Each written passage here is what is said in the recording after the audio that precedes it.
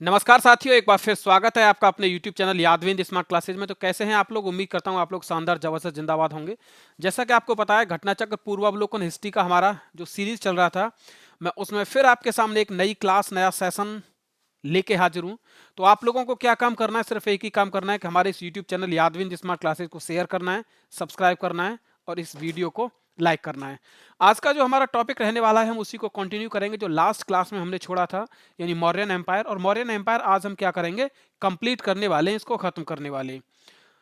इसकी जो पीपीटी है, वो सारी की सारी पीपीटी क्वेश्चंस की मैं आपके सामने टेलीग्राम चैनल पे अपलोड कर दूंगा। जो फर्स्ट से लेके यानी एक से लेके लास्ट यानी 26 क्वेश्चंस तक वो सारी पीपीटी आपको मिल जाएगी। आप चाहें तो वहां से उसे हमारे यादविंद स्मार्ट क्लासेस के टेलीग्राम से उसे डाउनलोड कर सकते हैं। और अगर आपके पास बुक है तो आप उसे बुक से भी उन क्वेश्चंस को लगा सकते हैं। ठीक है, तो जुड़ जाइए हमारे साथ, हमारे यूट्यूब चैनल यादविंद स्मार्ट क्लासेस के साथ। इस वीडियो को आप लोग थोड़ा सा शेयर जरूर कीजिए। ठीक है, शुरुआत करते हैं। कल वाली जो क्लास हुई थी उसमें हमने 100 क्वेश्चंस यानी 100 प्रश्नों को क्या किया था? एक सेकंड, कंप्लीट किया था। ठीक है, और आज जो हम शुरू करने वाले हैं वो कौन सा प्रश्न होगा हमारा? 101 से आज हम शुरू करेंगे। ठीक है, 101 से हमारी क्लास आज की शुरू होने वाली है। और 100 तक कल हमने क्या कर लिया था? कंप्लीट कर लिया था। ठीक है, दूसरा, ये प्रश्न, आज के प्रश्न आपके सामने अच्छे प्रश्न होंगे और इन प्रश्नों को आपको क्या करना है? जरूर सॉल्व करना है, क्योंकि घटना चक्र जो है ये एक बहुत ही इंपॉर्टेंट बुक है, चाहे यूपीपीसीएस और आरओ एआरओ के लिए। तो प्रश्न हमारा क्या कह रहा है कि मौर्य नरेशों के बारे में निम्न में से कौन सा कथन सही है?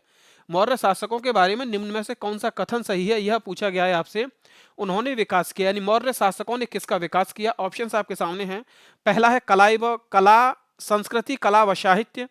दूसरा है सोने का। तीसरा है प्रांतीय विभाजन और चौथा है हिंदू कुश तक साम्राज्य। ठीक है, तो हमारे अनुसार जो प्रश्न आपका सही होगा वो सॉरी उत्तर आपका जो सही होगा वो कौन सा होगा?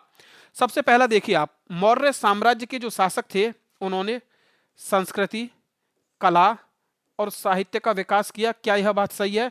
तो यह बात बिल्कुल सही है कि उन्होंने साहित्य, कला व संस्कृति का विकास किया था। ठीक है, दूसरा, सोने के सिक्के चलाए। क्या मौर्य साम्राज्य के शासकों ने सोने के सिक्के चलाए? तो यह बात बिल्कुल गलत है। इस बात को सिरे से खारिज किया जाए कि उनके द्वारा सोने के सिक्के नहीं चलाए गए थे। सोने के सिक्कों की मैं अगर बात करूं तो सोने के सिक्के हिंद यवन शासकों के द्वारा चलाए गए। इसीलिए आपका जो कथन है वह क्या हो जाएगा? दूसरा कथन गलत हो जाएगा। तीसरे की हम बात करेंगे, क्या मौर्य साम्राज्य में प्रांतीय विभाजन था? तो बिल्कुल सही है, मौर्य साम्राज्य में प्रांतीय विभाजन था। और प्रांतों को कितने भागों में बांटा गया था? तो प्रांतों को प्रांतीय विभाजन था तो कितने भागों में यह विभाजन था? तो 5 भागों में यह विभाजन था। कितने में? 5 भागों में यह विभाजन था, जिसमें सबसे पहले आप लोग देखिए उत्तरापथ। उत्तरापथ क्या था? एक प्रांत था। दूसरा प्रांत क्या था? दक्षिणापथ। कौन सा था दूसरा प्रांत? दक्षिणापथ। तीसरे प्रांत की बात करूं तो मैं आपसे कलिंग। तीसरा प्रांत कौन सा था? कलिंग वही तीसरा प्रांत था जिसे किसके द्वारा जीता गया था? तो जिसे जीता गया था अशोक के द्वारा। किसके द्वारा? अशोक के द्वारा जिसे जीता गया था। और मैं आपसे बात करूं चौथे प्रांत की, तो ये होगा अवरंथिठ। क्या होगा? अवरंथिठ। ये क्या था? यह भी एक प्रांत था। और मैं आपसे पांचवे यानी अंतिम प्रांत की बात करूं तो पांचवा और अंतिम प्रांत होगा आपका प्राच्य। प्राच्य या पूर्वी देश के नाम से जिसे जाना जाता था।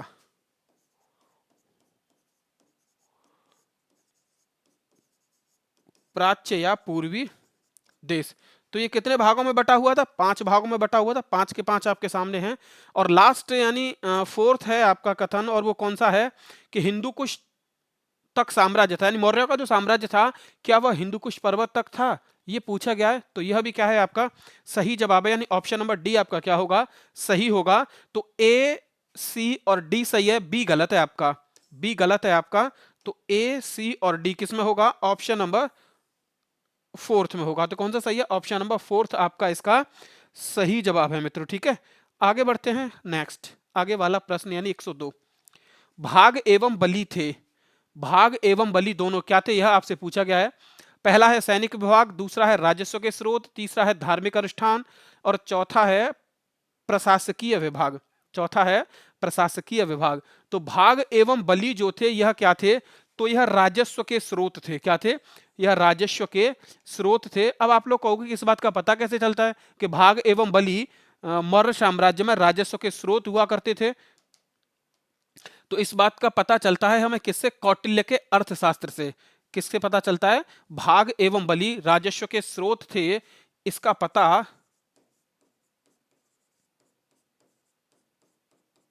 किससे पता चलता है, अर्थशास्त्र से। ठीक है, किससे पता चलता है, अर्थशास्त्र से। क्योंकि अर्थशास्त्र में जो है वो किसकी जानकारी मिलती है, तो मौर्य साम्राज्य की जानकारी अर्थशास्त्र में मिलती है। किसमें, मौर्य साम्राज्य की जानकारी अर्थशास्त्र में मिलती है। ठीक है, आगे। मौर्य काल में भूमि कर जो कि राज्य की आय का मुख्य स्रोत था, किस अधिकारी के द्वारा एकत्रित किया जाता था, किस अधिकारी के द्वारा एकत्रित किया जाता था। भूमि कर जो एकत्रित किया जाता था उस अधिकारी का नाम था, यह आपसे पूछा गया है। ठीक है, तो सबसे पहला है अग्रोनोमोई, दूसरा है शुल्काध्यक्ष, तीसरा है सीताध्यक्ष और चौथा है आक्राध्यक्ष। चौथा क्या है, आक्राध्यक्ष। तो इसका जो सही जवाब होगा वह कौन सा होगा, ऑप्शन नंबर सी इसका सही जवाब होगा कि मौर्य काल में जो शुल्क वसूल किया जाता था वो किसके द्वारा किया जाता था, सॉरी, मौर्य काल में जो भूमि कर वसूल किया जाता था वो किसके द्वारा किया जाता था, तो वह सीता अध्यक्ष के द्वारा किया जाता था। किसके द्वारा, सीता अध्यक्ष के द्वारा किया जाता था। और आप लोग ये कहेंगे कि अग्रोनोमोई, अग्रोनोमोई या एग्रोनोमोई यह कौन था, तो ऐसे समझ लीजिए जैसे आज के समय में जिला अधिकारी है, वैसे ही मौर्य साम्राज्य में कौन हुआ करता था, तो उसके कहा जाता था एग्रोनोमोई। क्या कहा जाता था, एग्रोनोमोई। दूसरा आपसे पूछा जाए कि शुल्काध्यक्ष कौन हुआ करता था, तो व्यापार एवं व्यवसाय पर यह कर वसूलता था। किस पे, व्यापार एवं व्यवसाय पर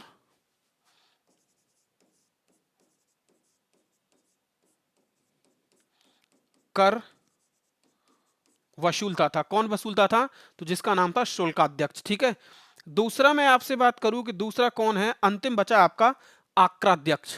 कौन बचा, आक्राध्यक्ष। आक्राध्यक्ष जो था ये इसका काम क्या था, तो ये खानों पर नियंत्रण करता था। किस पे, खानों पर यह नियंत्रण करता था।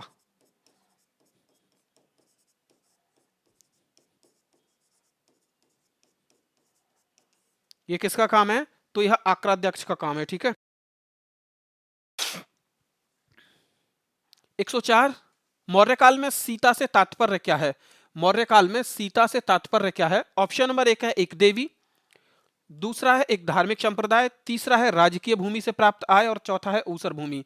तो सीता देवी के साथ ज्यादातर हम चले जाएंगे। सीता का नाम सुनते ही हम क्या कहेंगे, यह एक देवी है, क्योंकि रामायण में सीता माँ थी। लेकिन वो ऑप्शन हमारा क्या होगा, गलत होगा, क्योंकि मौर्य काल में जो सीता हुआ करती थी वो क्या हुआ करती थी, राजकीय भूमि से जो प्राप्त आय है उसको क्या कहा जाता था, सीता। उसको क्या कहा जाता था, सीता। ठीक है, तो ऑप्शन आपका कौन सा सही होगा, ऑप्शन नंबर मित्रों आपका सी सही होगा, यानी ऑप्शन नंबर थर्ड। क्लियर है ना, आगे बढ़ते हैं। एक और नया प्रश्न है आपके सामने, 105वां। मौर्य मंत्री परिषद में निम्न में से कौन राजस्व इकट्ठा करने से संबंधित था, मौर्य मंत्री परिषद में निम्न में से कौन राजस्व इकट्ठा करने से संबंधित था। पहला है समाहर्ता, दूसरा है व्यवहारिका, तीसरा है अंतपाल और चौथा है प्रदेष्टा। चौथा है आपका प्रदेष्टा। तो इसका जो सही जवाब होगा वह कौन सा होगा कि मौर्य मंत्री परिषद में राजस्व इकट्ठा करने से जो संबंधित व्यक्ति था उसे क्या कहा जाता था, तो उसको समाहर्ता कहा जाता था। क्या कहा जाता था, समाहर्ता। ठीक है, दूसरा मैं आपसे बात करूं किसके बारे में कि अंतपाल कौन हुआ करता था।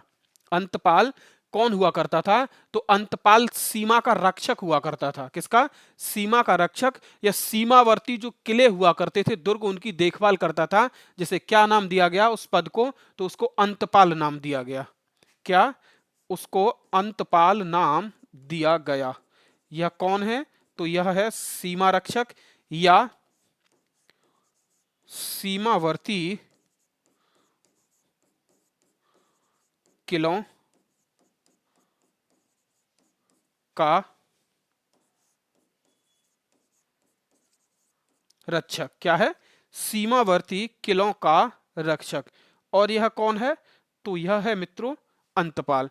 एक और बचा हमारा प्रदेष्टा। एक और बचा हमारा प्रदेष्टा। तो प्रदेष्टा जो था यह कौन था? तो कमिश्नरियों का प्रशासक था। यह कौन था? यह कमिश्नरियों का प्रशासक प्रदेष्टा।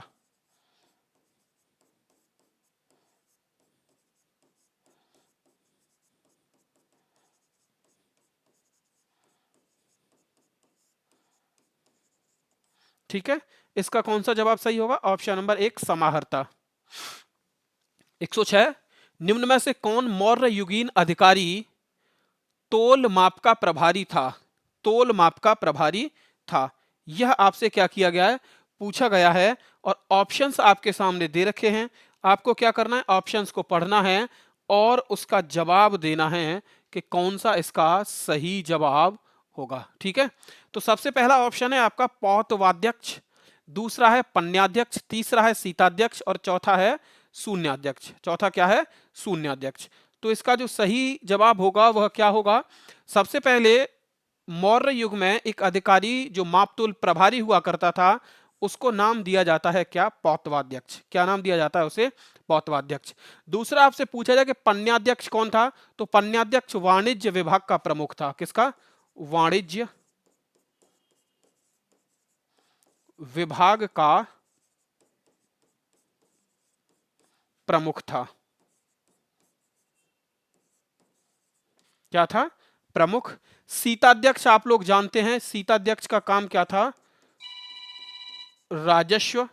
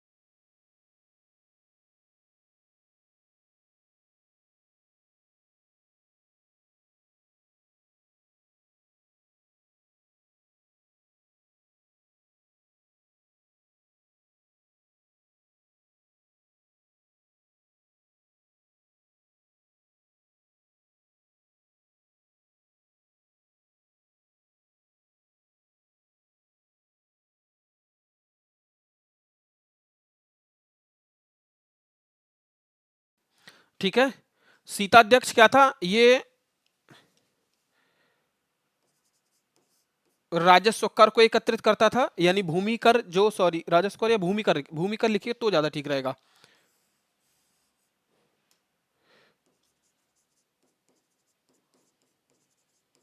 ठीक है, और एक बचा आपका कौन सा? सूनाध्यक्ष।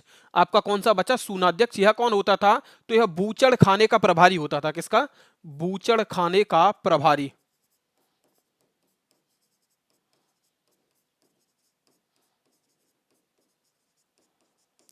कौन होता था? तो सूनाध्यक्ष। आगे नेक्स्ट 107, मौर्य काल में एग्रोनोमोई अधिकारी निम्न में से किस क्षेत्र से संबंधित था? पहला है माप और तोल, दूसरा है मार्ग निर्माण, तीसरा है प्रशासन प्रबंध, चौथा है राजस्व प्रबंध। ठीक है, सबसे पहली बात, अभी लास्ट क्वेश्चन जो आया था उसमें एक बार और एग्रोनोमई या अग्रोनोमई आया था, तो हमने उसको आपको क्या बताया था? जिला अधिकारी। क्या बताया था? जिला अधिकारी। ठीक है, जिला अधिकारी की जब बात की गई है तो जिला अधिकारी कौन कौन सी सुविधाएं देखता था यहाँ पे? तो सिंचाई की सुविधाएं देना किसका काम था? जिला अधिकारी के था। और उनका पर्यवेक्षण करना किसका काम था? जिला अधिकारी का। न्यायिक प्रशासन को भी देखता था, भूमि की माप को देखता था, सड़कों का रख रखाव और सड़कों पर पेड़ पौधे लगाना, ये सारे काम किसके थे?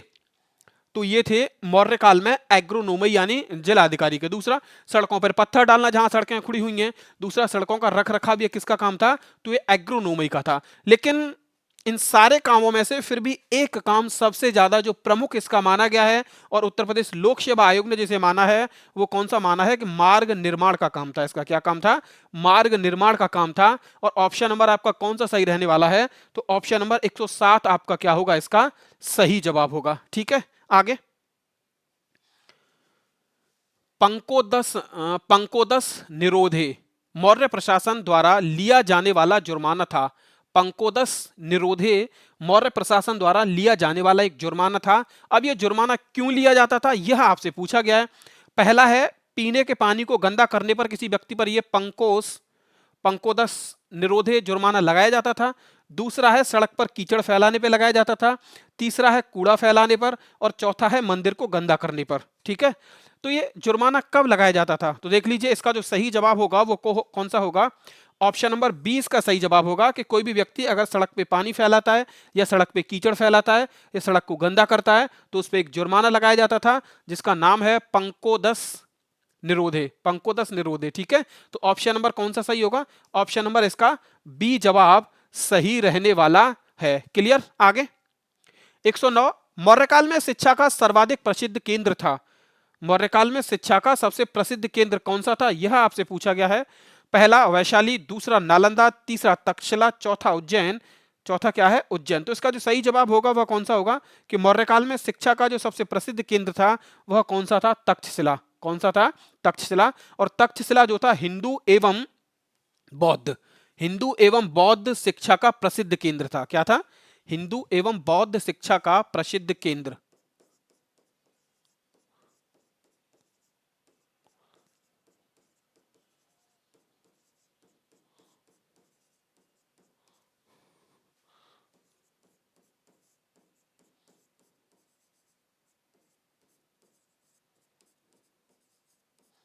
ठीक है, ऑप्शन कौन सा होगा आपका? सी इसका सही जवाब रहने वाला है। ठीक है, आगे बढ़ते हैं। एक और नया प्रश्न आपकी स्क्रीन पे आ चुका है और इसको देखते हैं कि इसका कौन सा प्रश्न जवाब सही होगा। ठीक है, कौटिल्य के अर्थशास्त्र के अनुसार मौर्यकालीन न्याय व्यवस्था में निम्नलिखित न्यायालय अस्तित्व में थे। यानी मौर्यकाल की जो न्याय व्यवस्था थी उसमें कौन कौन से न्यायालय अस्तित्व में थे, यह आपसे पूछा गया है। आपके सामने ये 4 न्यायालय दे रखे हैं और आपको बताना है कि कौन कौन से न्यायालय अस्तित्व में थे। ठीक है, और ये किसकी बात कर रहा है? ये बताया किसने इन न्यायालयों के बारे में? तो अर्थशास्त्र में कौटिल्य ने जिन न्यायालयों के बारे में बात की गई है वो न्यायालय आपसे पूछे गए हैं। पहला न्यायालय का नाम दे रखा है इसमें धर्म महामात्र, दूसरा है धर्म स्थीय, तीसरा है रज्जुक, चौथा क्या है? कंटक शोधन। चौथा क्या है? कंटक शोधन। तो आप लोग याद रख लीजिए, एक तो धर्मस्थीय और दूसरा कंटक शोधन।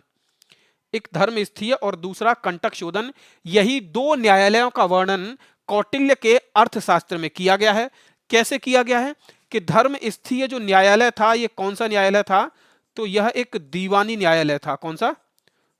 दीवानी न्यायालय था। दूसरा एक न्यायालय कौन सा है? कंटक शोधन न्यायालय। कंटक शोधन न्यायालय जो है ये कौन सा है? फौजदारी न्यायालय। कौन सा है? फौजदारी न्यायालय। तो कौन सा हुआ? दूसरा और तीसरा सही हुआ। 2 और 3 कौन सा ऑप्शन है आपका? बी ऑप्शन है। 2 और 3 ऑप्शन आपका कौन सा है? B option. तो कौन सा इसका सही होगा? बी ऑप्शन इसका सही जवाब होगा। ठीक है, आगे। भारत के सांस्कृतिक इतिहास के संदर्भ में इतिवृत्तों, राजवंशीय इतिहासों तथा वीर गाथाओं को कंठस्थ करने का काम निम्नलिखित में से किसका व्यवसाय था?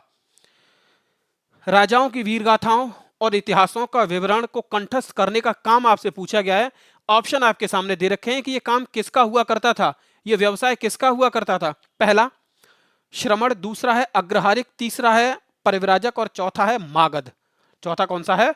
मागध। तो मागध का जो काम हुआ करता था मौर्य वंश में, वह इतिवृत्तों, राजवंशीय इतिहासों और वीर गाथाओं को कंठस्थ करने का काम हुआ करता था। दूसरा, अब मागध के साथ एक और कौन सा वर्ग था जिसका काम इन वीर गाथाओं को कंठस्थ करने का हुआ करता था?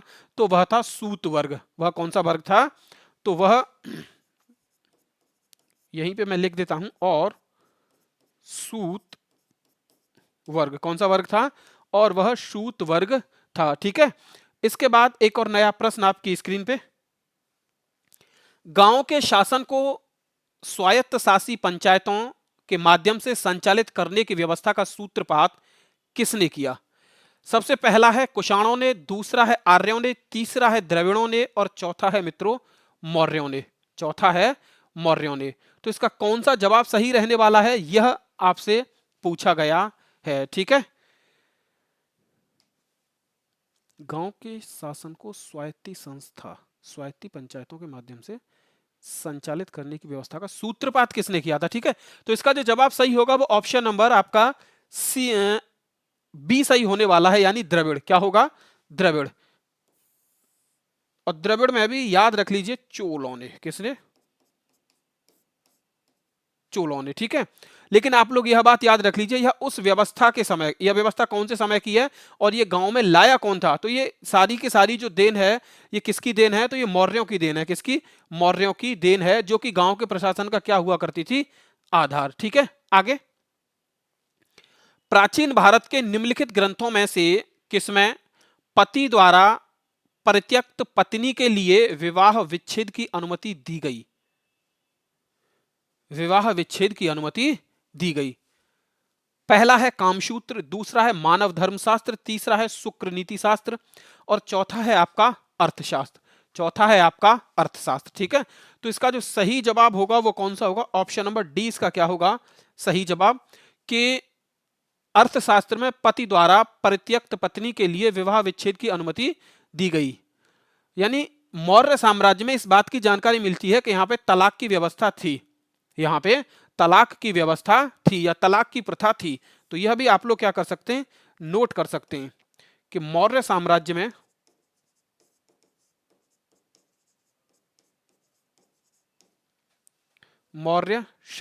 में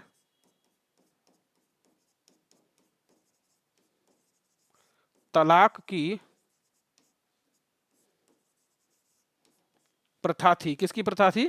तलाक की प्रथा थी। आगे। निम्नलिखित में से किसमें पुनर्विवाह वर्जित है? निम्नलिखित में से किसमें पुनर्विवाह वर्जित है? पहला है जातक, दूसरा है याज्ञवल्क्य, तीसरा है मनुस्मृति और चौथा है आपका अर्थशास्त्र। चौथा है आपका अर्थशास्त्र। इसका जो सही जवाब होगा वो कौन सा होगा? ऑप्शन नंबर 20 का सही जवाब होगा कि मनुस्मृति में पुनर्विवाह को क्या किया गया है? तो पुनर्विवाह को वर्जित किया गया है। किसमें? मनुस्मृति में। ठीक है, दूसरा लेकिन याद रख लीजिए, यहां पे कंडीशन रखी गई। क्या कंडीशन रखी गई? कि जिसकी पत्नी मर गई हो, जिसकी पत्नी मर गई हो वो क्या पुनर्विवाह कर सकता है, लेकिन विधवा जिसका पति मर गया हो उसको पुनर्विवाह की अनुमति नहीं थी। किसमें नहीं थी? तो मनुस्मृति में नहीं थी। किसमें नहीं थी? मनुस्मृति में नहीं थी। देख लीजिए,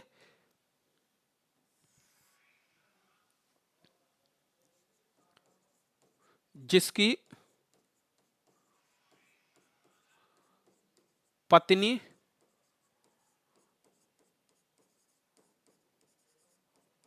मर गई हो, जिसकी पत्नी मर गई हो वह क्या कर सकता है? पुनर्विवाह कर सकता है।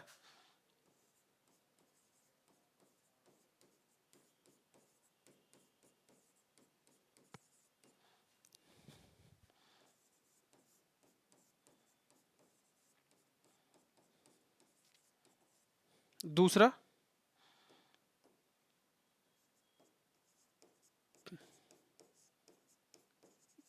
जिसका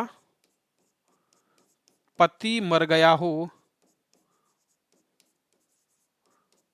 वह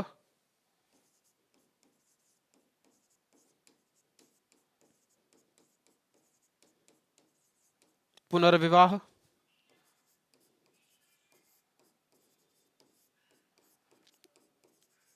नहीं कर सकती थी। वह क्या कर सकती थी?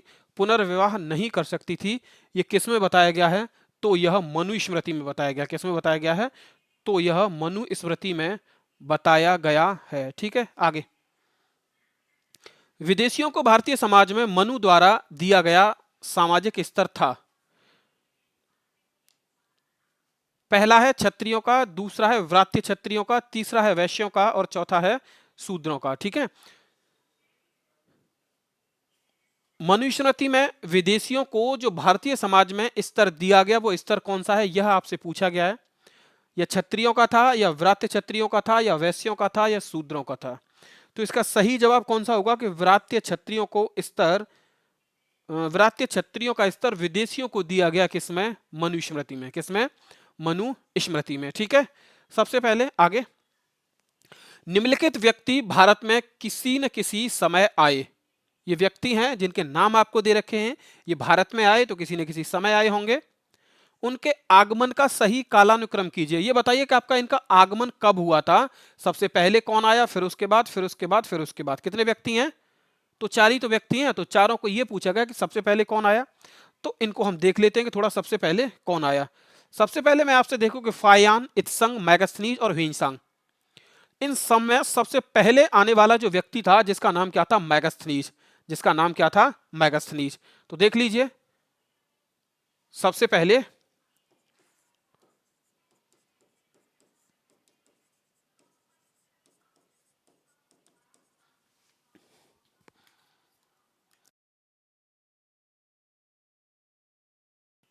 सबसे पहले कौन आया था? तो मैगस्थनीज आया था। अब ये किसके दरबार में आया था ये आपको पता होना चाहिए। तो चंद्रगुप्त मौर्य के दरबार में। ठीक है, इसके बाद दूसरा व्यक्ति फायान, ह्यूइंसांग और इत्संग। फायान, ह्यूइंसांग और इत्संग में से कौन आया था? तो आपको बता देना है कि इसमें से आया था दूसरा फायान।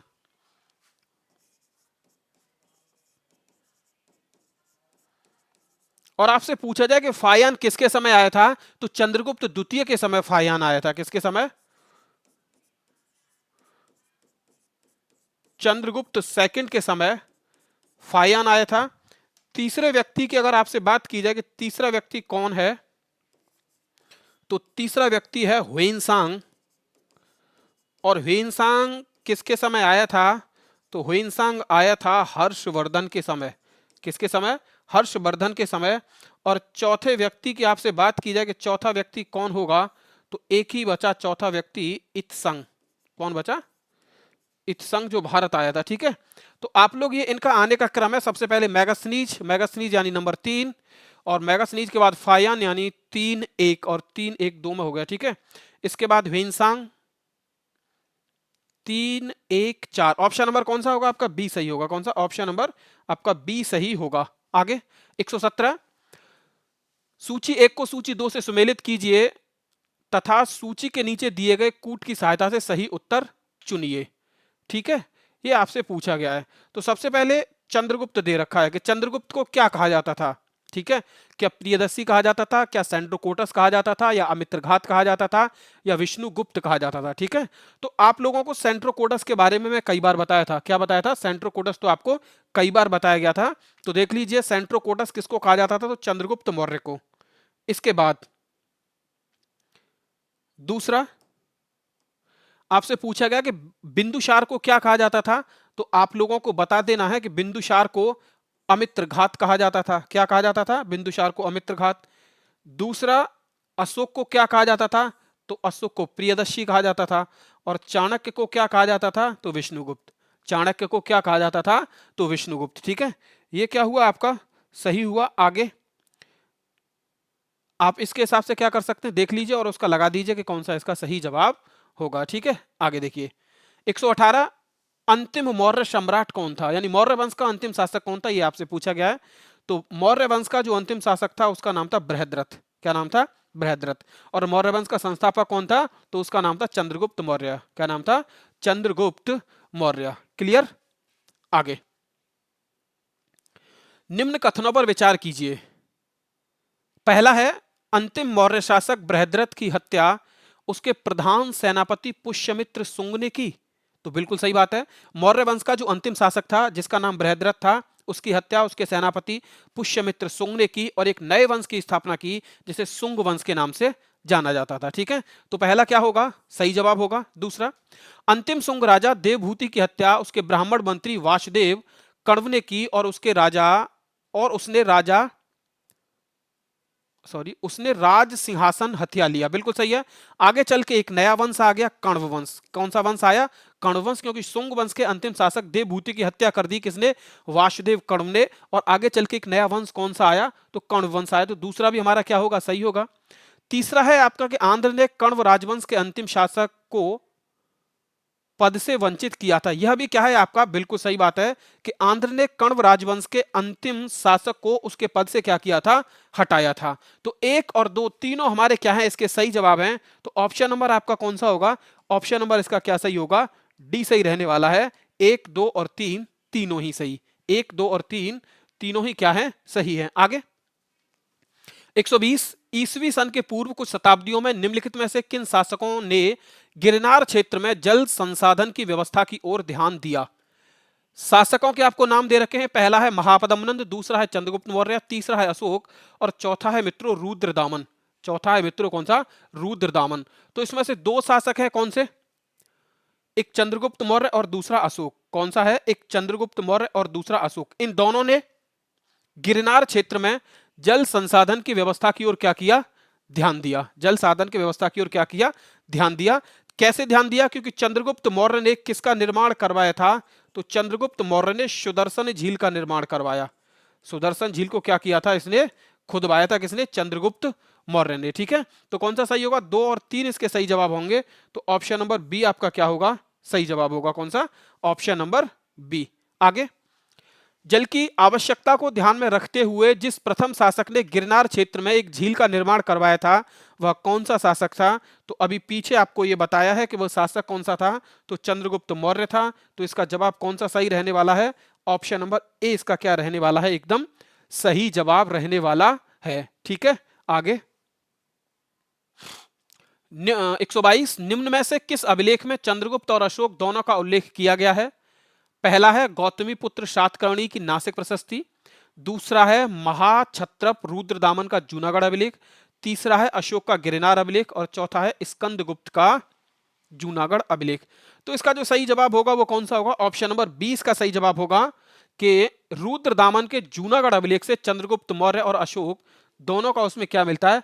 अभिलेख मिलता है। किसमें? रुद्रदामन के जूनागढ़ अभिलेख में। ठीक है, और जूनागढ़ कहाँ है यह आप कमेंट करके जरूर बताइए। जूनागढ़ कहाँ पे है? जूनागढ़ कहाँ पड़ता है? आपको कमेंट में क्या करना है? इसका जवाब देना है। ठीक है, आगे 123 निम्नलिखित अभिलेखों में से किसमें अशोक को निम्नलिखित अभिलेखों में से किसमें अशोक का अभिलेख भी पाया गया है? किसमें अशोक का अभिलेख भी पाया गया है यह आपसे पूछा गया है। पहला है महाक्षत्रप रुद्रदामन का जूनागढ़ अभिलेख, दूसरा है गौतमीपुत्र सातकर्णी से संबंधित नासिक प्रशस्ति, चौथा है खारवेल का हाथी गुम्फा अभिलेख और तीसरा है खारवेल का हाथी गुम्फा अभिलेख और चौथा है उपर्युक्त में से किसी में नहीं। तो इसका भी जो जवाब सही रहने वाला है वह कौन सा होगा? ऑप्शन नंबर ए इसका क्या होगा? सही जवाब होगा कि रुद्रदामन के जूनागढ़ अभिलेख में अशोक का एक अभिलेख भी पाया गया है। किसका अभिलेख पाया गया है? अशोक का अभिलेख पाया गया है। ठीक है, तो ऑप्शन नंबर आपका कौन सा सही होने वाला है? इसका ऑप्शन नंबर ए इसका क्या होगा? सही जवाब होगा। कौन सा? ऑप्शन नंबर ए इसका सही जवाब होगा। आगे 124 बराबर पहाड़ी की गुफाओं के विषय में निम्न में से कौन सही नहीं है? बराबर की पहाड़ी कहाँ है पहले तो ये समझ लीजिए। तो ये बिहार में है। कौन से जिले में है? गया में। बिहार में कौन से जिले में है? गया में। बराबर और नागा अर्जुनी, बराबर और नागा अर्जुनी दोनों पहाड़ियां कहां पे हैं? बिहार में, गया में।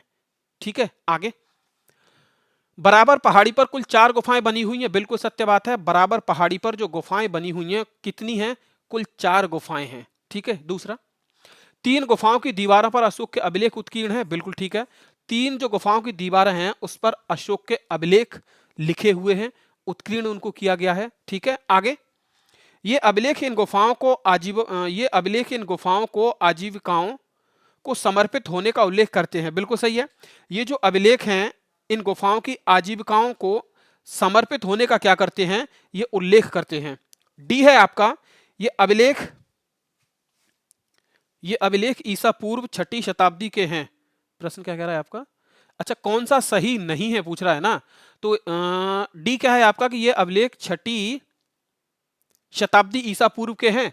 तो याद रख लीजिए यह अभिलेख 6ठी शताब्दी ईसा पूर्व के नहीं है। यह अभिलेख 6ठी की जगह अगर यहां पे होता कौन सा? तीसरी। अगर यहाँ पे तीसरी होता तब ये हमारा ऑप्शन सही होता, लेकिन छठी इसने दे रखा है तो ये ऑप्शन हमारा क्या है, गलत है। क्या है, गलत है। लेकिन ये है कौन सी के, छठी के न हो के कौन सी के हैं, तीसरी के।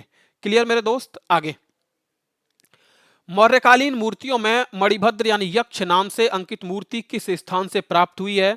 पहला है झींग का नगरा, दूसरा है नोहग्राम, तीसरा है बेशनगर और चौथा क्या है, परखम। चौथा क्या है, परखम। तो इसका सही जवाब कौन सा होगा, परखम इसका क्या होगा, सही जवाब होगा कि मौर्यकालीन मूर्तियों में मणिभद्र यानी यक्ष नाम से अंकित मूर्ति परखम स्थान से प्राप्त हुई है। कौन से स्थान से, परखम स्थान से यह मूर्ति प्राप्त हुई है। क्लियर। आगे, आज का हमारा क्लास का अंतिम प्रश्न और मौर्य साम्राज्य का भी अंतिम प्रश्न। अगर आपको पीडीएफ चाहिए तो आप ज्वाइन कीजिए यादविंद स्मार्ट क्लासेस को, ठीक है, यादविंद स्मार्ट क्लासेस के टेलीग्राम चैनल को। उस पर ये कंप्लीट पीडीएफ आपको मिल जाएगी। ये क्या कह रहा है आपसे, निम्नलिखित में से कौन सा युग्म सही है? अच्छा, युग्म कौन सा सही है देख लीजिए, थोड़ा सा मैं इसे आपको ठीक कर देता हूं, ये अलग अलग है यहां से, ठीक है।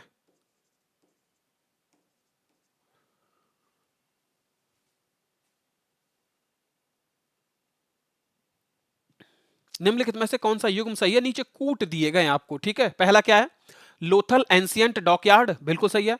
लोथल से एक प्राचीन बंदरगाह मिला था, बिल्कुल ठीक बात है। आगे, Sarnath first sermon of Buddha, Sarnath में बुद्ध ने अपना पहला उपदेश दिया था, बिल्कुल ठीक बात है। Rajagiri lion capital of Ashok, lion capital of Ashok Rajagiri न होके क्या है, सारनाथ। क्या होगा यहां पे, राजगिरी न होके सारनाथ, ठीक है। नालंदा, एक सेकंड, ये यहां पे आएंगे दोनों पॉइंट। नालंदा क्या है, great seat of Buddhist learning, तो नालंदा विश्वविद्यालय बौद्धों की शिक्षा का केंद्र रहा है। बौद्धों की शिक्षा का क्या रहा है, केंद्र रहा है, बिल्कुल सही बात है। तो ये भी क्या होगा, सही होगा। अब आपसे पूछ रहा है प्रश्न के अनुसार कौन सुमेलित है, तो 1, 2 और 4, 1, 2 और 4, तो ऑप्शन नंबर आपका कौन सा होगा, सी सही होगा। कौन सा, सी सही होगा। ठीक है मित्रों, तो आज के लिए इतना ही। जय हिंद, जय भारत। मिलते हैं आपसे कल नेक्स्ट वीडियो में।